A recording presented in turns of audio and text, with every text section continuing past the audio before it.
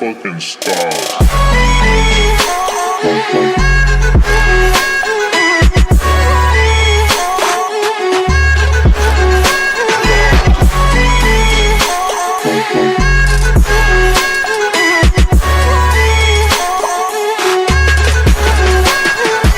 Teach me about fucking stars.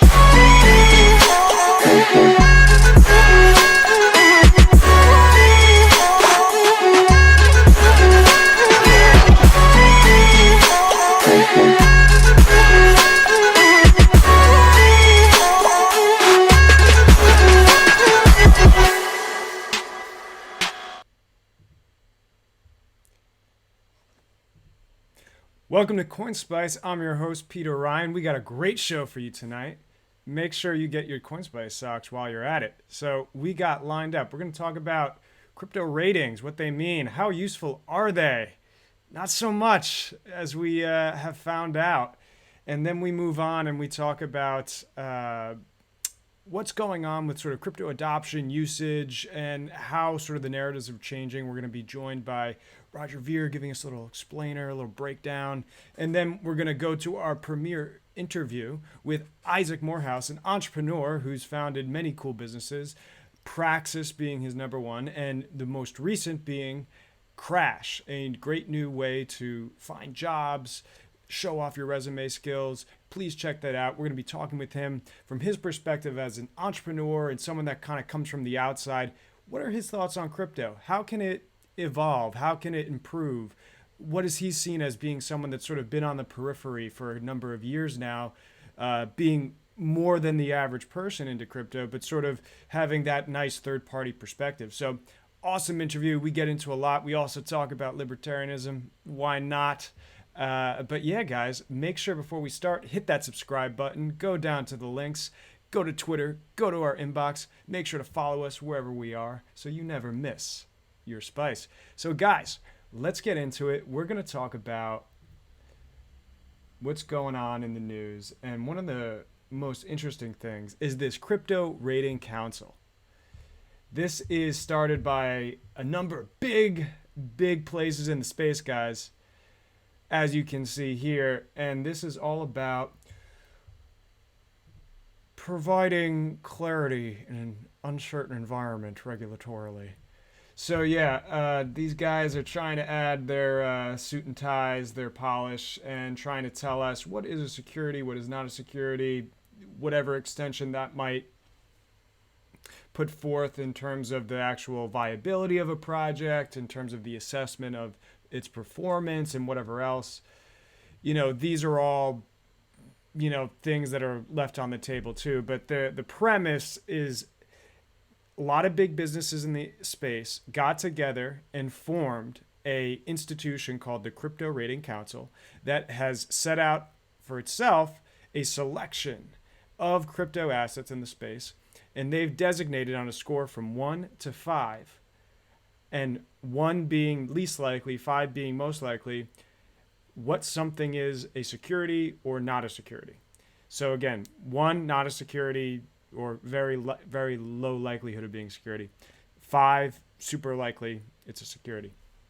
So they did this, and you can see here is their initial batch of ratings. And so we can just jump on in to right over here. Bitcoin BTC is a 1. So that's basically their standard for saying this is the lowest score we give. Bitcoin is in their mind sort of the you know, the biggest and the best.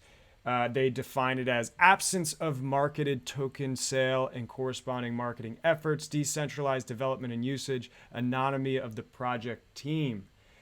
So that is how they sort of get to this thing of, well, why is it not a security? And that's how they describe Bitcoin. We can go down here and we can go to their framework and how they actually describe it themselves. What they're really doing here is looking at the Howey test from their, you know, big biz. They got the lawyers backing them, how they think about all this stuff and how it corresponds back to what we know about all these tokens, all these cryptocurrencies, all these different entities that are out there. And so we can go over to, let's say, you know, another interesting coin. Let's see. Oh, let's just, randomly no, pick EOS. 3.75. Absence of investment like language or marketing. Interesting. Current functionality on the platform. Raised funds in excess of what would regionally be necessary for development of the platform. So for everybody that does not know, EOS, and specifically an entity known as Block One, is in the news lately because they settled with the SEC on a $24 million fine. And this had to do with sort of the way they went about their ICO process and what the SEC deemed as, the right cut for what went down. And as you can see here, we wrote a little bit about the story. Go on CoinSpice to check this article out and find out all the details of the case. But just to highlight again, $24 million fine was settled. Block One was the entity in question by the SEC. But what is most astounding to a lot of commentators out there was that it was such a small fine in comparison to the billions. And in fact, they raised $4 billion in their initial coin offering. So guys, what we have here is a situation where two things coinciding together. We have the Crypto Rating Council coming out, distributing, their ivory tower review of what is and what is not a security. They label Bitcoin a 1, they label EOS a 3.75, and just so happens the same day this news breaks, EOS, is charged $24 million by the SEC. Interesting coincidence. I won't comment on that. But what it is interesting to then look at those ratings and say, well, if the funky business was going on that the SEC described, and this is the crypto industry's sort of, everyone's holding hands together trying to help the SEC do some regulatory due diligence, well, that must mean anything that is equal or above a 3.75 is now on the table for getting fined by the SEC as well. And there's a few here that I'm looking at in this list, and like, woo, that's a high number. What else we got here? Oof, that's a high number. And really, I just want to hold this here and just go, really? So guys, we have this list here, and so anybody that's equal to or above a 3.75, which EOS was, is really, I would think, sweating in terms of what's going on, let alone every other coin that's out there. What I want to nitpick here, though, is one, it's kind of interesting that this just came out with not a lot of noise around it per se. It was just sort of this big PR push, and then boom, it's here. But no one's really maybe judging the significance of the fact that basically this is going to set the narratives going forward for like what is a good coin, what is a bad coin, even though this sort of relates to security, not a security. There's a lot of variable language in here. It's a lot of qualitative stuff. The framework is very amorphous.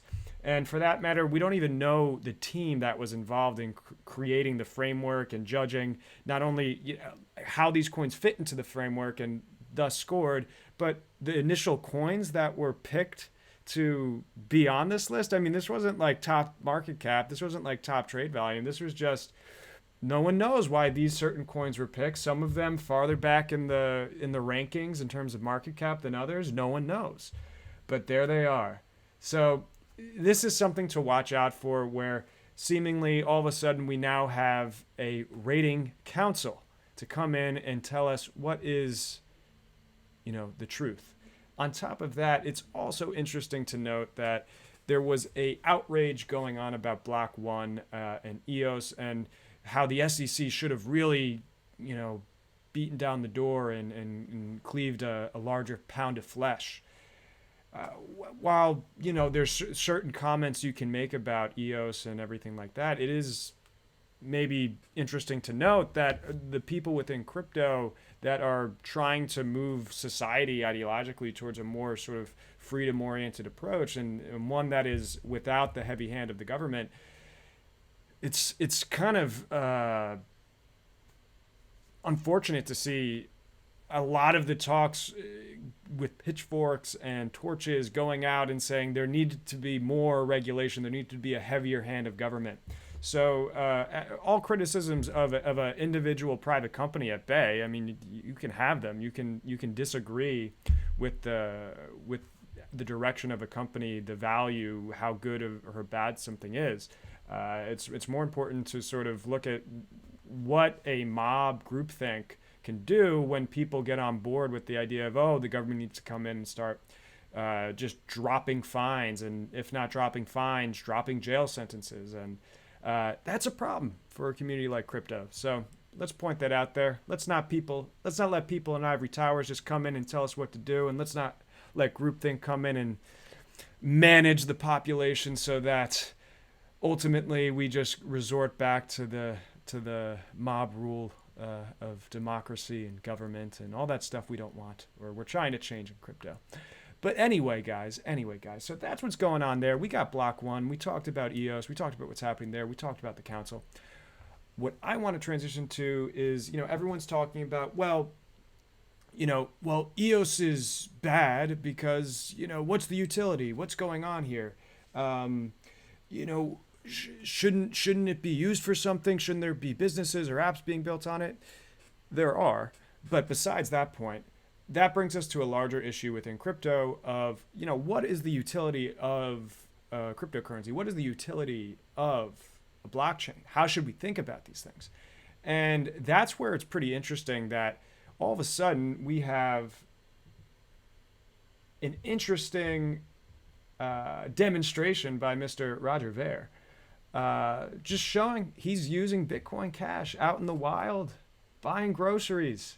Simple tweet, simple stuff. Just, hey, let's spend crypto. Let's use it. Let's get the velocity churning, guys. And what ended up happening here was a Bitcoin maximalist outrage ensued, and people were triggered, guys. People were triggered. They did not like the idea of crypto being used in the wild. They were negatively commenting in the replies to Roger's initial tweet. They were, subtweeting and talking about how, this is so bad and how could anyone do this? But this brings us back to that point of what are cryptos used for? Cryptos are used for, and at least this is the impetus of the early days too.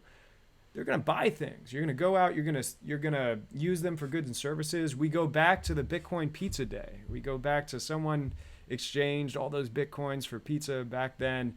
And, why was that cool? Why was that important? And even though we kind of make fun of, hey, what would have those Bitcoins been today if that guy held on to them? It was important that he did that because it was more interesting that there was a guy selling pizzas that was willing to take those Bitcoins. That was the really cool thing. Not so much that the guy paid Bitcoins to get pizza, was that an economy was being created. The magic was starting to snap. And when that happens, when transactions are moving, when velocity is moving around with money, you're actually getting value creation. You're actually showing utility, that the blockchain, the miners, the users, the businesses, everyone involved in this ecosystem is actually creating value because things are getting moved through it. And when you don't have that, it's hard to say that an actual blockchain has utility or not. You want coins moving, you want people spending, and you want utility.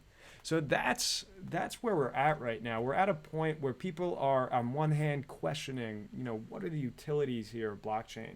How do you use cryptocurrencies?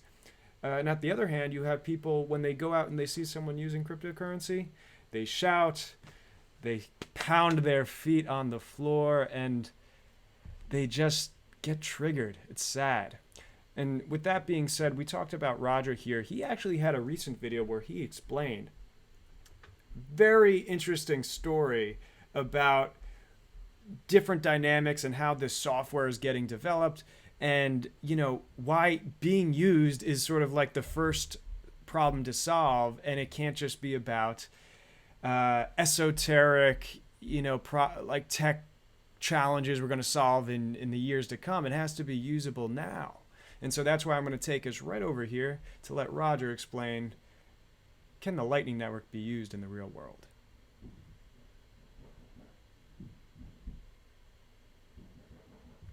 I hope someday Lightning Network will allow for fast, cheap, reliable payments, but right now, today, it doesn't. And there's another company, I made the mistake, I suppose, of investing in them back in like 2014 probably. And they were mad because I was complaining to them, oh, you guys are doing the same thing now. You're trying to do the same thing with Lightning Network that you were able to do back in 2014 when I invested in you. Why are you excited about this now? And they were really mad, and they went on social media and they said, oh, we're embarrassed to have an investor that would complain about what we're doing. Well, you had 5 years and now you're doing the exact same thing 5 years later after I gave you $50,000, I think it was, back when Bitcoin was a lot cheaper. You're trying to do the exact same thing now with Lightning Network that you were already able to do back in 2014 when I gave you the money to begin with. And so they contacted me and they said, oh, we want to buy out your stake in the company.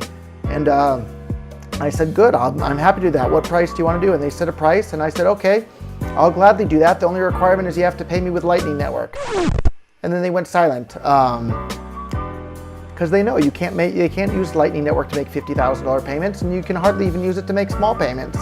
It's not reliable enough for commerce yet. I hope that changes. I hope it'll work. I hope it works great someday, but it's not there today. For right now, today, Bitcoin Cash can work fast, cheap, reliably for everyone, every time.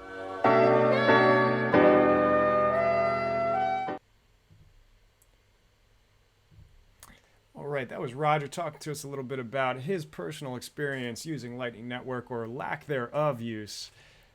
Ouch. So that's what we talked about. We're talking about utility. We're talking about use. We're talking about these concepts, like how to think like a business, how to think like a businessman in crypto. And that's why I think our next guest, Isaac Morehouse, the founder of Praxis, Crash, and a number of other projects, is a really great insight into how do we take this mindset and apply it to a space that might get a little too lost in maybe the technical realm or the economics, the academia realm. And ultimately, we need to get back to, hey, we got to solve problems. We got to think about customers. We can't just think about problems in the sky and, again, be in our ivory towers. We have to be on the ground. We need to be thinking, hey, we're behind the cash register. We got customer satisfaction to worry about.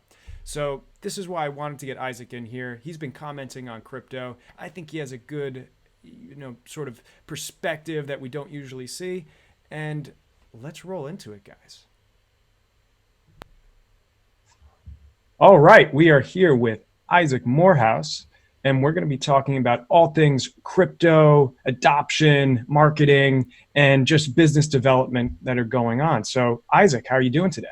Good. Thanks for having me here. This is like a super fun experience because I am not a professional crypto person. I'm not a technical person. I've been really passionate about it and following it, and have owned Bitcoin since 2012, I think. And so it's kind of like a hobby of mine. So this is sort of fun to be able to, pop in and talk about something that I'm interested in, but as a lay person. For sure. And it's great to have the multiple perspectives that come into the arena to sort of debate these issues. And I saw you were throwing some commentary out there on Twitter, and just thought it'd be great to flesh these ideas out further. So for anyone that doesn't know you, can you give a little background on yourself? Sure. Yeah. So I am the CEO of a company called Crash, which is a pretty new startup, which is a career launch platform to help people sort of find and win their first professional job. And prior to that, I founded a company called Praxis, which is a startup apprenticeship program. I founded that in 2013 and have grown it, and hundreds of people have gone through the program. And it's a college alternative, and come out the end, getting their career started without any debt, most of them without any degrees, working in startups. And, all of that, starting Praxis and then eventually Crash, that all came out of a very philosophical journey. Sort of my intellectual and career journeys have followed this trajectory, which the passion that I've always had is freedom. I want to live free and I want to help other people live free. And so it kind of began with like, oh, well, how do you do that? Maybe you go and help people directly. And I did like humanitarian mission type stuff when I was a teenager, and pretty quickly realized, okay, that's not where it comes from. It's the political institutions people live under. So I then got involved in politics, and I realized pretty quickly that politics is a lagging indicator of broader social changes, and politicians are followers, not leaders. So then I got involved in some think tanks with sort of policy advocacy and education.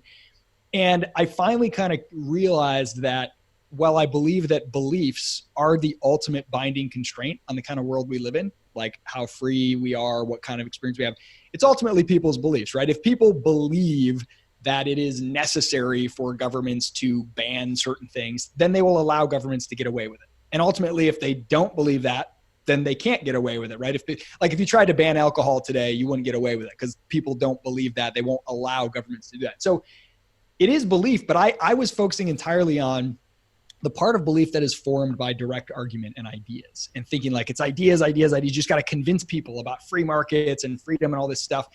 And while I think that's valuable and some percentage of people form their beliefs based on sort of explicit argument ideas, I came to the realization that experience is the greater portion of what forms people's beliefs. And rather than, for example, something I'm particularly passionate about, trying to argue people into agreeing with me that higher education and education in general is a mess and government shouldn't be subsidizing it and you should just forget the whole system and go do something different. Trying to win that argument intellectually is not only an uphill battle, but it makes you really unhappy. And instead saying, okay, look, if I'm right, then this is a market opportunity. Let me build an alternative. Let me actually create the kind of world I want to live in and say, here, I don't need to convince you of anything intellectually. Here's a way that you can get your career started better without debt. And if it works, then people will come around. And obviously this is the story of, Uber. You don't need to convince people that taxi cartels are a bad idea. You just give them an alternative. And this is the story of Bitcoin, right? We can argue about the Federal Reserve all day and try to audit it and all this stuff, or we can create an alternative. And that's kind of what led me on this journey to entrepreneurship, from kind of being an ideas person and kind of focusing on purely the intellectual side. Now I sort of see my entrepreneurial efforts as this is me putting my ideas in practice. And it's a field experiment rather than a thought experiment. Well, that's awesome. You're certainly on point when it comes to thinking about a lot of the political ideas that people come to this world of cryptocurrency and other subcultures like it, with these ideals of we have to strive for freedom, we have to open up new spaces.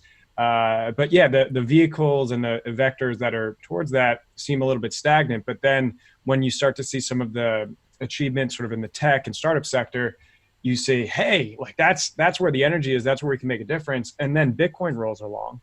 And it's almost like this is the ultimate expression of that mentality of what more exclusive item, to the state is money, if not that. So when Bitcoin comes along, we find this vector to really have real change that not only combines our ideals of freedom and sort of libertarianism and et cetera, but also the mindset of being an entrepreneur and being a market agent and letting the market decide if our ideas are actually valid. So with that being said, what was it about Bitcoin that just clicked in your head?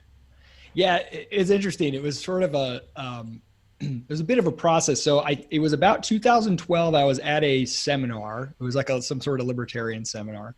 And it was like a lunchtime discussion, and people were talking about monetary policy, as pretty much only libertarians do in casual conversation. And one of the students there was like, people were debating the gold standard versus competing currencies and all this different stuff. And one of the students said, well, I like this like purely 100% digital money, and it's not backed by gold or anything. And somebody's like, well, how is that even possible? And they're like, no, Bitcoin, like, haven't you heard of this? And I think I had like heard it floating around somewhere. And so the discussion got going, and I was pretty interested in it. And then I kind of followed up. I don't remember where I came across a few articles in a few places. And I think I eventually read the white paper, or at least the parts of it that I could understand. And then I got on like whatever I don't even remember the exchanges that were around back then, but I acquired some, because I found it years later when I had forgotten about it. And I think Jeffrey Tucker at another seminar, I'll never forget, he was like, oh, let me send you a Bitcoin. Let me send you like just 4 or 5 Bitcoin or something. And I'm like, I don't have a wallet set up on my, I don't know. I'll figure it out later. No, just let me send you a handful of Bitcoin or whatever. And I never took the time to like send it. Anyway, they were worth whatever, a couple bucks. And then as soon as Coinbase launched, I don't remember when Coinbase launched, but I was like one of the very first people, because it was like just the easiest on-ramp between a normal bank account for a normie like me who didn't have to do all sorts of weird stuff. And I just put on like basically an automatic weekly buy at a pretty low amount, and just sort of been, kind of the more that you like get into it and own it. And I would send it to people all the time and try to like use it whenever possible at these little marketplaces, because it was like fun. It was cool. The more that you do that, the more intellectually interested you are. And so I kind of found pretty quickly the radical implications, because I already was really familiar with the Austrian School of Economics and monetary policy and all these things. So like I got the implications of a purely free market money right away. It took me a while to understand how this could possibly work and to sort of get to understand like, oh, okay, it like solves the Byzantine generals problem. And this is how you have something that is, able to do this without trusted third parties, et cetera. So like theoretically, I wanted it to work from the minute I heard about it as a market-based money that's global, that's not tied to anything else. It has a cap on inflation, so the price can be the supply is totally transparent. But it took me a while to like really start to, the more I learned, the more I was like, oh my gosh, this is a bigger deal than I thought at first. This is like truly solving a very big technical problem that has kept this from existing to date. All right. So we just had Isaac on, and we talked a little bit there, his journey into Bitcoin. We're going to have the full interview up on our CoinSpice channel. We'll link that in the description in a little bit for you, where we get into more of his journey, how he then progressed, how he then started accepting it in his business, what he saw in the crypto community as it went through the years of progression. And then, we talk about some advice. What can we learn from business, what we can learn from marketing. We talk about Rory Sutherland's book, Alchemy, which is a highly recommended read there. We talk about that. We talk about libertarianism. We talk about freedom. We talk about all that good stuff. So make sure to check that full interview out. And guys, make sure to smash that subscribe button so you never miss an interview or a live show or anything that comes out on CoinSpice, because we're going to be firing those out. And that's where I want to introduce our latest Spice dude. Colin Enstead of Calling It Like It Is coming to CoinSpice, guys. And he's going to be doing Calling It Like It Is every Monday, Thursday at 9 p.m. Eastern Standard Time. Make sure you do that. So you know what that means? Well, actually, what's going on tonight, he's going to be doing a show tonight, right after this at 9 p.m. Make sure, have a little bathroom break, get a little chicken tendies, do what you got to do, but make sure to come back, watch 9 p.m. Eastern Standard Time. That's in a few, that's 20 minutes away. He's going to be talking about all things going on in crypto. He just did a big live stream earlier about the SLP hackathon, where people are making tokens on Bitcoin Cash. Awesome stuff. He interviewed a bunch of people, profiled projects. Please go watch that. I'm sure he's going to recap a lot of what went on today in tonight's show. So make sure you go over there, give him some love, get in the chat, like his stuff, do all that things, guys. Do it all, because CoinSpice is just going to be firing out that content. And Colin, we welcome you to the Spice family. All right, so guys, hope you had a good time. Hope you like us, subscribe, do all that good stuff, and stay spicy.